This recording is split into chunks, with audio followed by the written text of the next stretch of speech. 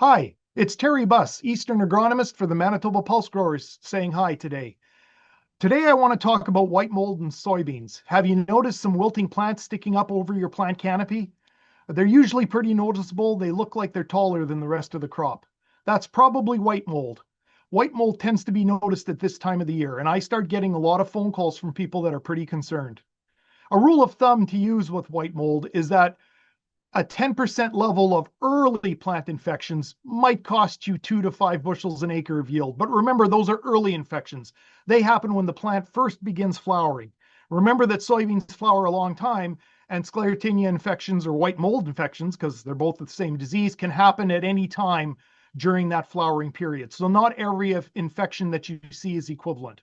One thing I can tell you, looking at this thing from the pickup truck on the road or from the driveway isn't going to answer your questions about whether you should push the panic button. A 10% infection rate sounds minor, but it looks horrible. That's 1 in every 10 plants. That looks really wicked. So what you're looking at may not be that serious. Most of the calls I get, people think they've got a real problem. When we actually get in the stand and actually do some real scouting, we find out it's not that serious at all. I'm not writing it off. I've seen white mold wipe out crops, but usually it's not as much of a problem. Soybeans have a much harder time getting infected than canola plants do.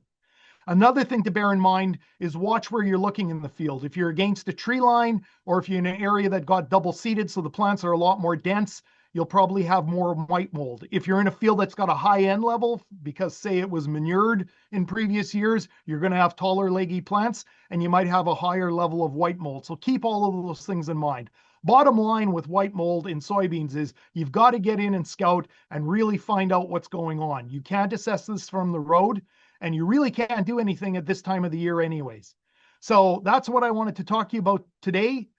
This is Terry Buss from Manitoba Pulse and Soybean Growers reminding you, make sure that you look at our bean report that's coming out this week. We've got a lot of great information for you, and I'm wishing you a safe and successful harvest this year.